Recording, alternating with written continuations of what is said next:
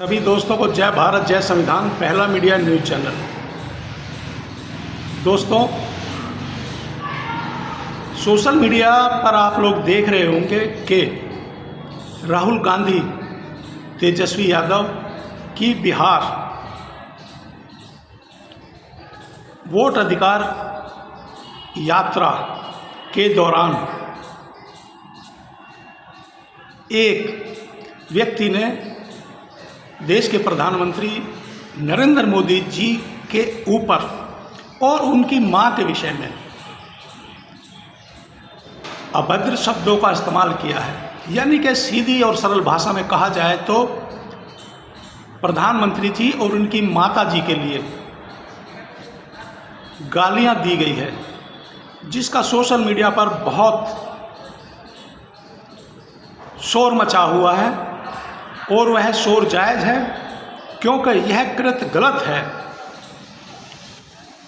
किसी भी कोई प्रधानमंत्री हो, संतरी हो, चाहे कोई आम आदमी मजदूर हो, हमारी उससे आपसी रंजिश हो सकती है, आपसी लड़ाई हो सकती है, मगर उसके घर परिवार, उसके माता पिता, उसके भाई बहन, यहाँ तक कि उसकी धर्मपत्नी और बच्चों के ऊपर भी अभद्र टिप्पणी करना गैर कानूनी है। तो इस भद्दी टिप्पणी गालियां देने वाले के ऊपर सहित राहुल गांधी, तेजस्वी यादव के ऊपर मामला दर्ज हो गया है। अब आगे की कार्रवाई न्यायपालिका और प्रशासन करेगा। तो जैसा मैंने अभी कहा कि कोई मंत्री हो या संतरी हो, चाहे कोई आम मजदूर हो, आम जनमानस हो, किसी के भी लिए भद्दी बातें उसके या उसके परिवार के लिए गंदी भाषा का इस्तेमाल यानी कि गाली गलौज नहीं करना चाहिए। मैं अपने न्यूज़ चैनल की ओर से इसका कड़ा विरोध करता हूं। तो दोस्तों, जैसे मैंने अभी बताया कि राहुल गांधी और तेजस्वी यादव की रैली में एक व्यक्ति ने देश के प्रधानमंत्री, उनके ऊपर और उनकी मां के ऊपर, जो कि आज दुनिया में भी नहीं है, उनके ऊपर भद्दी टिप्पणी की है। बहुत गलत मामला है। मगर दोस्तों, जैसा मैं अभी बता रहा था कि गलत बात की तो निंदा होनी ही चाहिए। चलिए, यह तो राजनेता हैं, यह हार की खींच या अन्य किसी मामले की खींच उतारने के लिए गाली गलौज यानी कि अभद्र भाषा का इस्तेमाल कर सकते हैं, जैसे कि कर रहे हैं। क्षमा चाहूँगा दोस्तों, मैंने जो कहा कि कर सकते, नहीं कर सकते, यह गुनाह है, अपराध है। मगर वहीं दूसरी ओर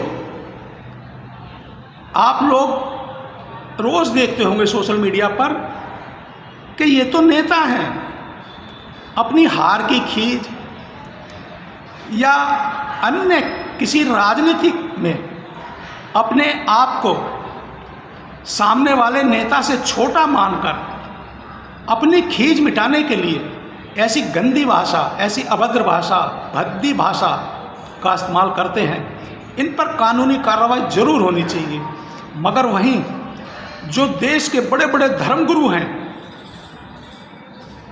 वह भी महिलाओं के ऊपर भद्दी ना जाने कैसी कैसी टिप्पणी कर देते हैं।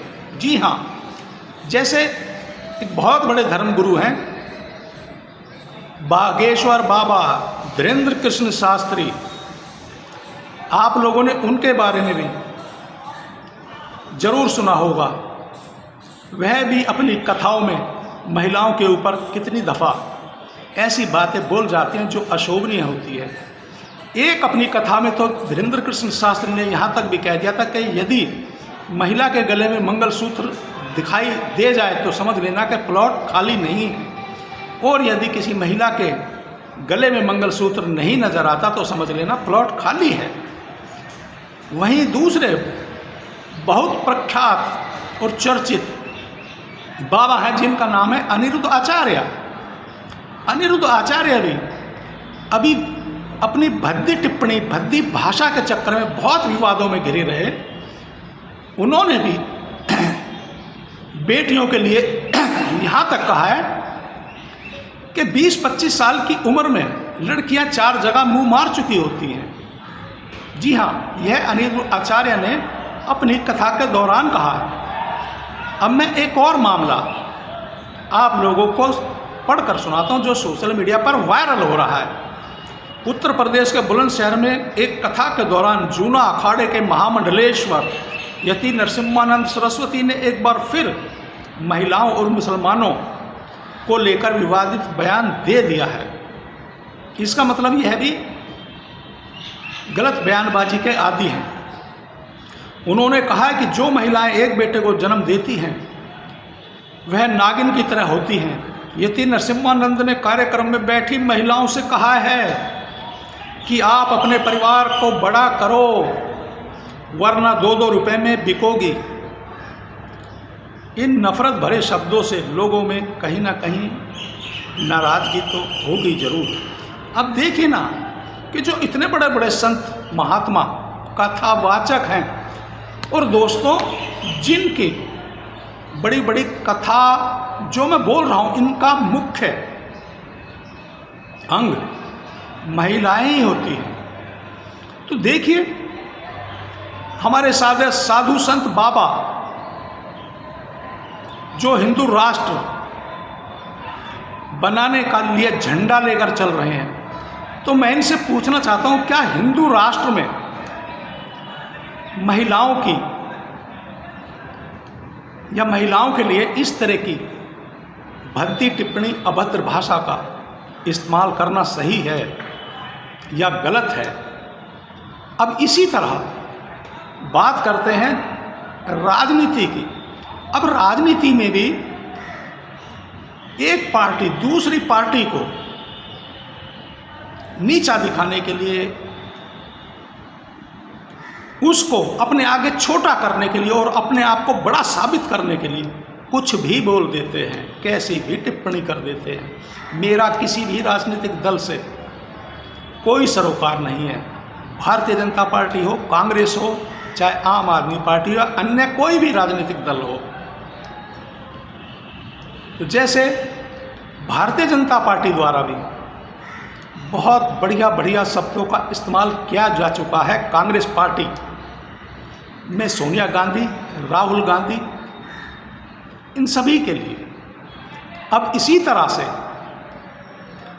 आम आदमी पार्टी के मुखिया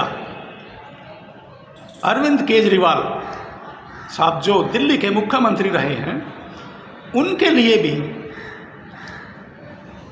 भारतीय जनता पार्टी ने कई बार ऐसे शब्दों का इस्तेमाल किया है जो जहां तक मैं समझता हूं कि गैर कानूनी है, गलत हैं।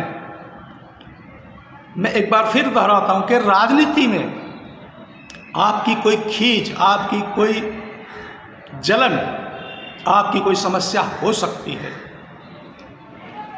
अब जैसे कि जब नाम अरविंद केजरीवाल का ही आ चुका है जो दिल्ली के मुख्यमंत्री भी रहे हैं, उनके ऊपर जो फिलहाल दिल्ली की मुख्यमंत्री जो महिला हैं श्रीमती रेखा गुप्ता, उन्होंने भी अरविंद केजरीवाल के जन्मदिन को लेकर कि अरविंद केजरीवाल आखिर जन्मदिन क्यों नहीं मनाते हैं, उन पर और उनकी मां पर गलत शब्दों का इस्तेमाल किया था जो सोशल मीडिया पर बहुत तेजी से वायरल हुए थे। तो मैं अपने न्यूज़ चैनल के माध्यम से यह अपील करना चाहता हूं और यह एक संदेश की तरह बात रखना चाहता हूं। जैसे मैंने अभी कई दफ़ा अपने इस वीडियो में दोहराया है कि हमारी किसी भी राजनीतिक दल से आपसी रंजिश, खींच, चिढ़ हो सकती है, या वह मुझसे आगे निकल गया है या उसकी पार्टी हमसे आगे निकल गई है, यह रंजिश और आपसी खींच हो सकती है, मगर आप लोग किसी को भी छोटा या बड़ा उसको गालियां देकर नहीं बना सकते हैं, साबित कर सकते हैं। बड़ा या छोटा साबित करना तो देश हित में बड़े बड़े कार्य करने से साबित होगा। और आप लोग अच्छी साफ स्वच्छ राजनीति करिए और देश को आगे ले जाइए, और यह जो अभद्र भाषा का इस्तेमाल है इसे बंद किया जाए। क्योंकि एक कहावत है देहाती में, हमारे हरियाणा की तरफ की, कि अपनी लगे तो हित में, अपनी लगे तो हित में, मतलब कोई मुझे गाली दे, मेरे लिए भला बुरा कहे तो वह लगेगी हित में। हित मतलब मेरे दिल में, और दूसरे की लगे तो भीत में। और अगर मैंने किसी को गाली दिया, उसके लिए गलत शब्दों का भद्दी टिप्पणी की है, तो उसकी तो भीत में लगती है। तो यह सोचकर कार्य ना करें कि अपनी लगे तो हित में और दूसरे की लगे तो भीत में। तो दोस्तों, आप लोग भी यदि मेरे विचार और विचारधारा से सहमत है तो इस वीडियो को ज़्यादा से ज़्यादा साझा और शेयर करें। और अंत में एक बार फिर सभी साथियों को जय भारत, जय संविधान, पहला मीडिया न्यूज़ चैनल।